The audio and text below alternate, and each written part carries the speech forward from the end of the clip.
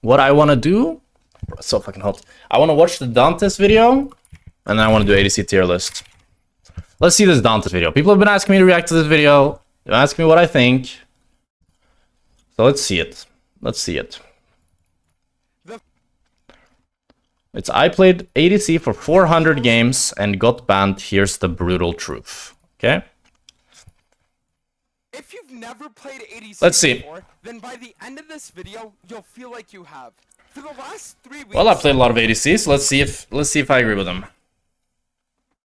I've been playing on a fresh account where I've gone through all the elos from Iron all the way up until Diamond, playing only ADC. Yeah. Throughout that time, I've never duoed a single time, I've never played with any other player, and I have only locked in stereotypical bot lane picks. Apart from the 4 games I played Dr. Mundo, of course. He played some Vel'Koz as well, but... having a day that felt like a fever dream and inting almost every single game, I did end up getting rank restricted as well.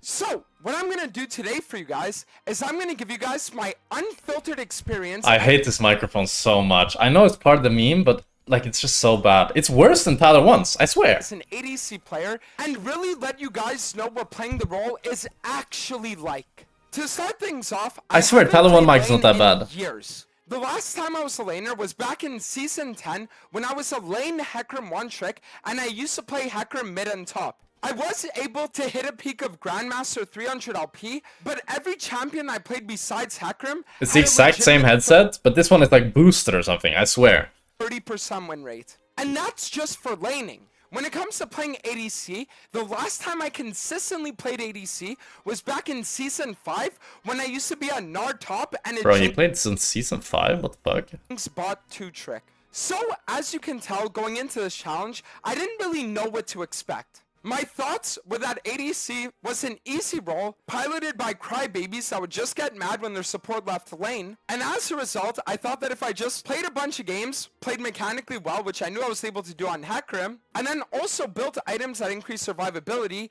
I thought I'd be good. My approach to playing ADC was that of a bruiser player. Is he trying to say that it wasn't actually rage bait? Because it was! I know it was rage bait, I coached him, and it was so obvious that he was rage baiting. Player's mindset of what I don't want to see when I see an ADC on the enemy team. If I see somebody building Berserker's Greaves and a bunch of crit items, I'm happy. Why? Because they're easy to kill. But then when they build things like steel caps or bruiser items, they become infinitely harder to kill, and they make my job way harder as a bruiser. So I thought going into this challenge that if I played ADCs like bruisers and I just built them kind of tanky, then I'd be able to breeze through every elo and 1v9 every game. I hope he says it didn't work. I got a bit of a reality check. Okay, good. In lower Yes. elos, even though I did lose a lot of games initially, the games did feel kind of easy. I would have way more deaths than anybody would ever think. But it's like I don't know. It's hard for me to pretend that just because he's trying ADC for the first time, that he's like a new player. You know what I mean? Like it's like a new player made this, where it's like, I played in Loyola and it was actually pretty easy. And I'm like, yeah, you're challenger. It is, you know, it's supposed to be easy. It's not supposed to be hard. Think is acceptable for ADC players, but I was still able to maintain high-ish win rates of about 60% because my mechanics in teamfighting were just really good. Yes, sometimes I would go in too early and end. Yes, a lot of the times I would get caught out on side lane, but in the games where I would actually play the teamfights properly, my spacing was good enough that I was able to solo carry quite a few games the second mid-game started approaching. So with that, we'll talk about rule 1 of being an ADC. Rule 1, okay. Comebacks are possible. Yeah, I agree. The biggest thing that I learned about being an ADC player for a little while is that if your laning phase goes badly, it does not mean the game is over. Since AD carries are typically... I also think this, though, has a lot to do with the fact that he played in lower elos. The lower elos you are, the longer the average game length is, and the more throws happen. So if I'm playing in gold and I fall behind, you should not tilt if you fall behind in gold, because statistically speaking, there's a 99.9% chance that enemy will throw. If you're playing in Emerald, there's like an 80% chance. If you're playing in Master, it's like a 40% chance, a 50% chance. Like, it gets harder and harder as you go, and people get better and better at utilizing their leads. And then in challenger games, it's like maybe 20% chance they throw. 30%, I don't know, 25%. Like it's much lower and lower chances, you know, as the higher up you go. To position well and play off their teammates engage and play off other people going in, it makes it so that you'll have quite a few. So I think this is just useful in low elo in general. Like, to be honest, any elo. Just comebacks are always possible. Azab is kind of right. Some games you should of course FF if enemy has 25 kills and you have 0. But, you know, within a game where if you can just bide your time, you can find a random triple kill, get enough. Make the camera bigger? Sure, bro. I'll make it as big as his. Carry, and then from that point on, just take over the entire game. The amount of games where I was literally going 0-8, 0-9, but I would be able to find that one team fight that just gave me shutdown, so it put me ahead of the enemy ADC, would probably account for about 40 to 50% of my wins. And this builds into point 2. Mental is the most important thing. I'm going to stand up for this because I really need to go in depth on what I'm about to say. But if you actually listen to what I'm going to say, you'll probably agree. Okay. When you're playing ADC, it's going to say some stupid ass shit. You're not going to have a lot of control over the early stages of the game. Yeah. And this is one of the big points about being an ADC player. Point 2. Your early game impact is only limited to your lane. You cannot roam in the same way that support can. You cannot shove and roam in the same way that a mid laner can. Yeah. You cannot make TP plays in the same way that top laner can. And you also cannot gank the same way a jungler can. You didn't ping the ward. The early stages of your game are going to be very limited in terms of what options you really have. Because the only thing you can actually do is walk to lane. And this is going to make it... I agree, but it's also like... Isn't this pretty common knowledge? That ADC has less impact in the game. They can't roam, they can only impact bots. But maybe he has a bigger point. Let's see if he has a bigger point. Very frustrating when the enemy jungler is going to pat top or your support is going to roam and the enemy support doesn't, because what's going to end up happening is you're going to feel like there's nothing you can do. But the truth is that every role is like that. Yes, even though junglers and mid laners can get roams and do crazy shit in games that allow them to get leads, the amount that you actually...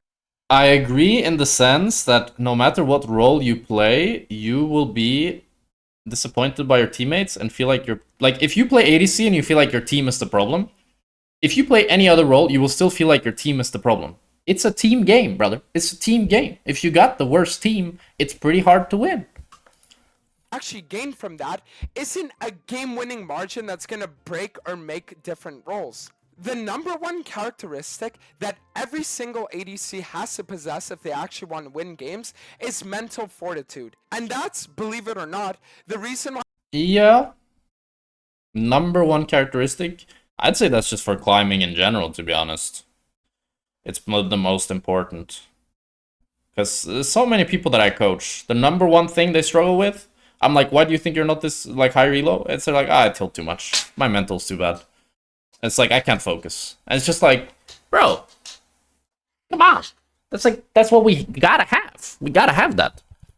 I've been losing a lot of games from the time I've been Diamond. When you see your support roaming, you are not allowed hitting the wave. When you see your jungler pathing top, you do not want to engage the enemy. But my issue is that I always want to fight. I want to fight, I want to outplay, I want to outtrade. And anytime I see things on my screen, I just want to kill them. If you're the same as me in that regard, then I am telling you, ADC is not really for you. You need to actually choose. You need to have patience, yeah. And most of the time, farming consistently. But I don't think any role is that. I don't think any role can just fight whenever they want. Like, you need to be patient. And you need to understand when you can fight and when you can't, you know? The best way to win in the mid game, but the problem is that that's also a very boring approach to League of Legends. Sitting bot lane farming and trying not to die isn't really the exciting League experience that most players would hope for. But I don't... There's like... It's not black and white, you know? It's not like you need to either fist every single second or you need to just farm and play not to die. You have a middle ground here that is just good gameplay, which is that you trade when it's good to trade, and you play respectfully when, you know, you have to play respectfully. If your support is roaming, or if enemy jungler is bot side, all that stuff, you know? And as someone who's been a jungle main for years, and always loved the idea of going for... By coaching, could you coach me in Norwegian? I have to pay extra for that. No, I coached in Norwegian as well. I coached in Norwegian yesterday, actually, and it's the same. To adapt to. Instead of being a playmaker, you have to be reactionary in the majority of cases. And if you're not, the higher you climb, the worse it's gonna get. My playstyle of just Wait, is this the same thing? Wait, what did you just say? You have to be reactionary. Bro, this reminds me of the Augur and Dantes beef. Do you guys remember that? Dantes was a reactive jungler. What does reactive mean, bro? League is a reactive game. League is a game where if enemy makes a mistake, that allows you to play aggressive. Like, if enemy doesn't make a mistake, how do you kill them? It's impossible to kill them. A mistake needs to be made. How do you progress the game if everybody's playing perfect? You don't. In the majority of cases. And if you're not, the higher you climb, the worse it's gonna get. My playstyle of just side laning, all-inning, and perma-fighting worked for me until I got to Diamond. And then once I got to Diamond, I would actually be able to solo lose games for my teams in the games where I dropped 5, 6, 7 deaths by 15 minutes. That's when things start to go really badly. But this doesn't necessarily mean that ADC is a weak role.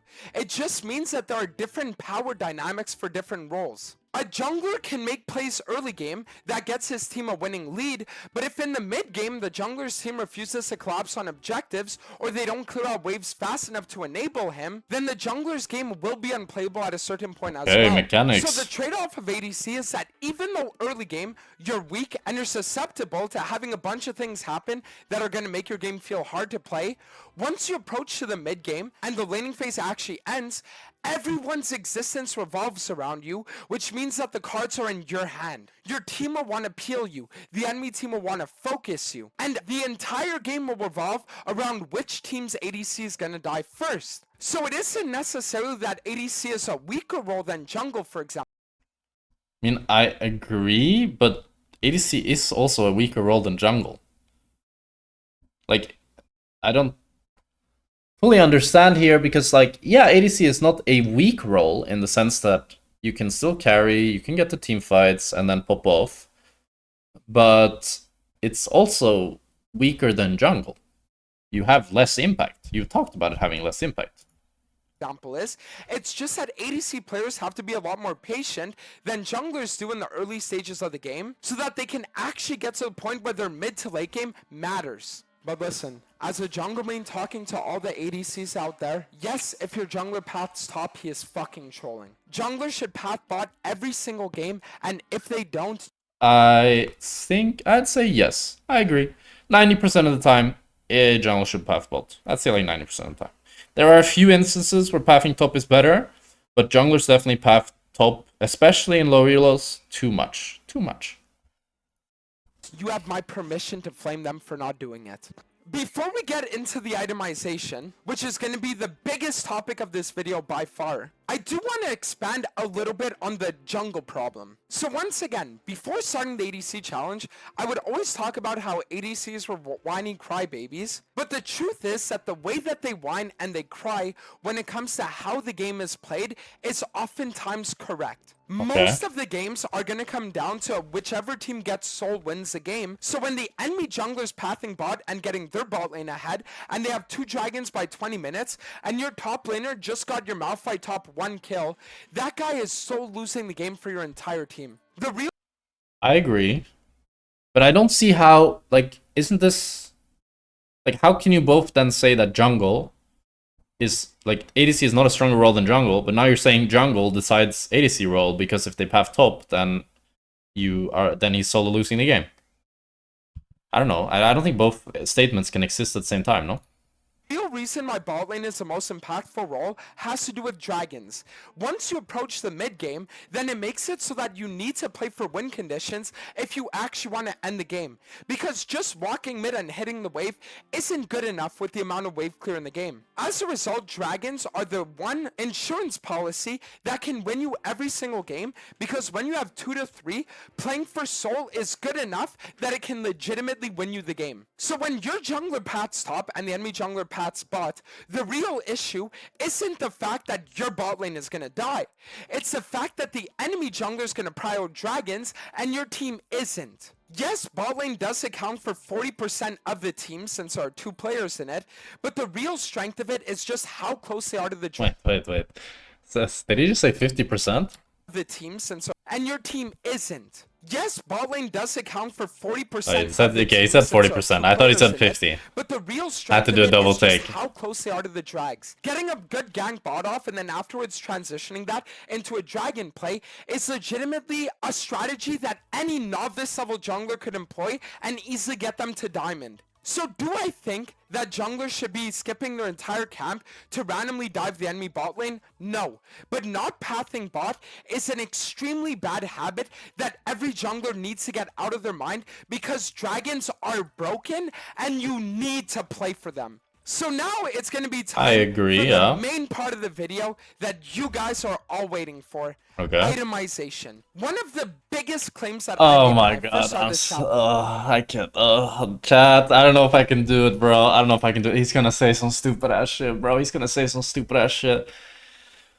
Ooh, let's see what he has to say. Challenge was that ADCs itemized like garbage. They would build full crit, they would build Berserker's Greaves, and then they would wonder why the enemy assassin one-shots them. Well, Nobody complains about the assassin one-shotting ADC. That's like how the game is meant to be played. And also, yeah, crit is a stat that if you buy it, you need to stack it, because the more crit you have, the more value it is, and you get IE, which buffs your crit, which means you want more crit chance, and like all the ADC items are kind of based around giving you crit so that you buy all the crit items. Let's see what he has to say. after playing this role for 400 games, I can confidently say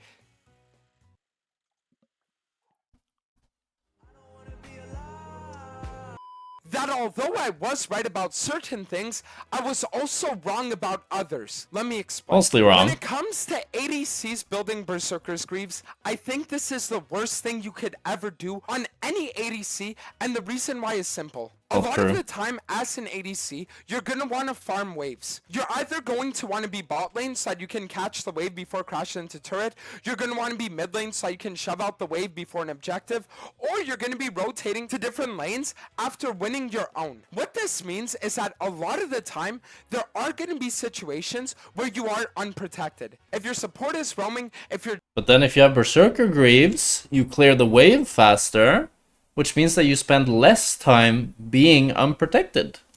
junglers on the other side of the map, if you don't know where the enemy team is, a lot is left up to chance. But in the same grain of thought, you're also gonna have a lot of situations. Like, there's just, again, it's not black or white. Sometimes you should go plated steel caps if they have a lot of auto attackers. Sometimes you can even go Murthreads if they have a lot of magic damage and a lot of CC. And then sometimes you should go Berserker Greaves if they don't, if neither of those really fit the bill, and buying defensive items are not that useful, or buying defensive boots rather.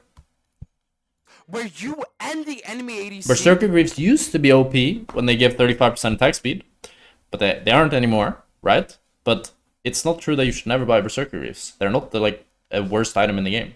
Are in this 1v1 scenario. If both supports roam and both ADCs are left balling, then you're 1v1 versus the enemy ADC. If the jungler decides to try and kill you while his barn's on reset, then you're 1v1 against the enemy jungler. And this scenario, more often than not, is going to happen in your games. And the issue with Berserker's Greaves is that Greaves don't actually give you any survivability whatsoever. Berserker's Greaves are going to increase your damage output slightly with the attack speed, and it's going to feel really good to have. But the truth is that if you have a Jinx, oh, he just flashed out on a minion. Oh, he canceled an auto. Yanta versus Greaves, then she will always be able to win the side lane or the 1v1 versus a non-overfed. But no, ADCs don't win. A Jinx is not winning a 1v1 against a jungler at one item. What? That doesn't happen. Like, for example, this game, if Dantes was playing Jinx, and he has 11 kills right now, but let's say he wasn't this fed, and then the Belveth tries to gank him, the Belveth is going to fucking win, regardless of what boots you have. Or an enemy ADC that itemized Greaves more often than not. Especially since most ADCs don't build Maybe any it's Iron jungle until their third or even fourth item. Getting Tabby will be enough oftentimes to give you the deciding amount of tankiness that is going to solo win you fights in 1v1 or even 2v2 settings. Now, obviously there are exceptions if the enemy goes double mage bot, which is broken as fuck, by the way, or if you're in this 1v3 scenario, but I'm telling you that itemizing defensive boots the majority of the time is going to increase your win rate. Because you'll make it so that you won't get one shot by the people trying to dive you, and you're also going to have a defensive edge when you and the enemies... For me, I feel like the argument Dantes makes that you should buy defensive items so it's harder to get killed. It's an argument that makes sense, right? It makes sense, but then, you know when it stops making sense? When I go to his op.gg and I see that he dies 10 times every game. Brother, what are the defensive items doing for you? You have 16 deaths. Hello? I die a quarter of your deaths and I go full damage. Like, the problem is not your items. The problem is positioning. ADC is not a role that you can just play like a bruiser and brute force and try to go melee. It doesn't work like that. Yes, of course, sometimes going defensive items is good, but you can't just pretend, no, I don't adhere to the rules of ADC. all in each other. So for defensive boots for ADC, I think I was right. But now, what about itemization? Part of the problem with being an ADC Oh my god, he played this is so that the bad. majority of the time, if you only build one crit item, it's not enough for you to actually do damage. Fucking You dog need shit. two. Something Oh, that you need more than two, buddy. You need more than two. I've learned over the course of my climb as an ADC player is that when it comes to crit items, there are only 3 good items. He's gonna say Yuntal, IE, and LDR. You have Infinity Edge, Lord Dom's Regards, and Yuntal. Every Zeal item is trash. I'll talk a little bit more about that later. And items Seal items are only situationally good on certain champions, like Rapid Fire on Jhin, Hurricane on Twitch, Sari. But overall, seal items are pretty weak. But Shield Bow, for example, is a great defensive option. It gives you a bunch of survivability while also giving you a bunch of damage. And, you know, it gives you the best of both worlds. like, let's say, Collector get outvalued by LDR, so they're not even worth building. Yeah, not a big fan of Collector, especially in a world where Yuntal is a good first item. I agree with that. Part of the issue with playing ADC is that you are always going to be hitting what you are in range of hitting, which is the enemy front line. If you do not have any armor pen built by your third item, then you are going to be legitimately worthless because you won't be able to damage any tank or bruiser. Pretty true. Pretty true. Depends on how the game is, but on certain champions, like Sari, for example, I could see Hurricane having higher value than LDR. It's also cheaper, right? At 3 items, like Hurricane, Yuntal, IE, depending on their front line and how tanky they are. That has steel caps or Randuins. But in the same grain of thought process as well, part of the issue too is that once you're at 3 items, so is the enemy team.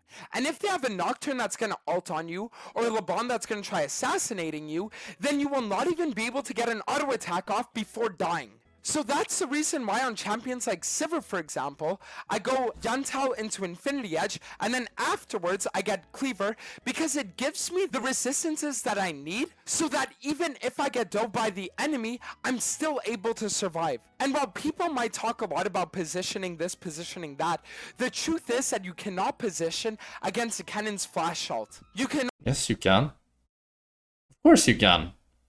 If I know that enemy has flash, I need to play further back. Of course you can. The only thing you can't really position against is stuff like Nocturne. But there's very few champions in the game that you can't position against, because Riot knows that it's pretty fucking toxic gameplay to give that little agency. Not position against a Nocturne ulting on top of you, or is that flashing from Fog of War and ulting on you? Well, you can position against the Zed flashing from Fog of War, because you can assume that they can be in Fog of War, so you play away from that side of Fog of War. And you play with your team. Like, pretty much everything in League has counterplay. Like, how do you think, like, if you watch Viper, Ruler, Guma UC play, they're not just dying every minute. Because if the League was as Dantes describes it here, ADC would just go fucking 10 deaths every game. Because you have no counterplay.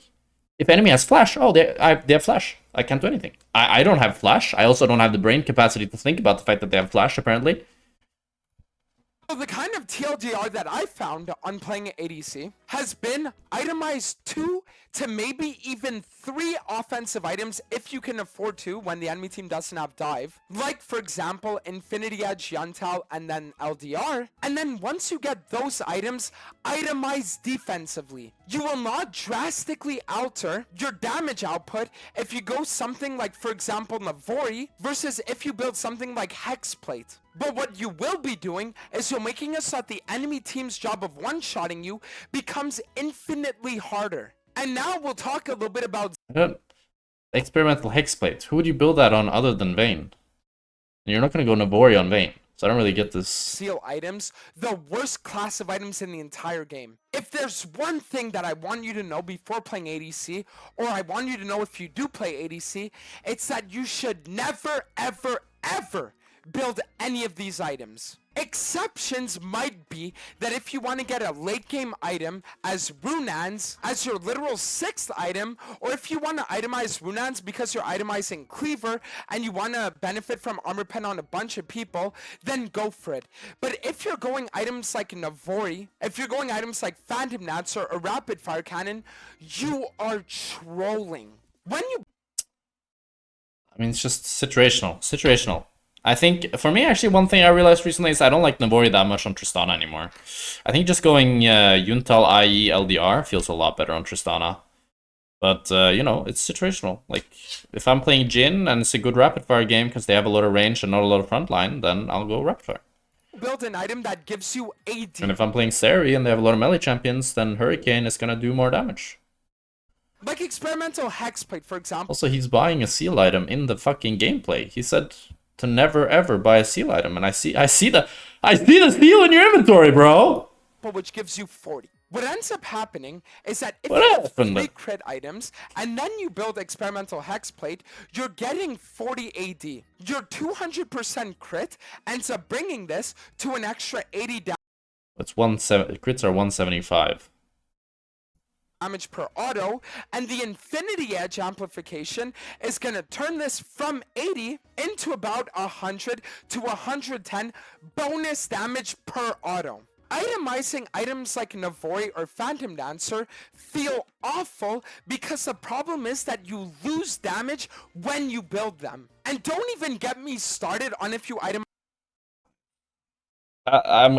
Sorry, I kind of zoned out. But how are you losing damage? He told you to buy defensive items instead of Zeal, no? So how am I losing damage? them before a 3rd item. Because bruisers and tanks will require you to get an LDR. So if you're going Yuntown to Infinity Edge, and then you decide to get Runans on Twitch or Zeri, you will do 0 damage to their tanks. Bro, LDR is 40% pen. It's like, if they don't have a whole lot of armor, it's not that big of a deal.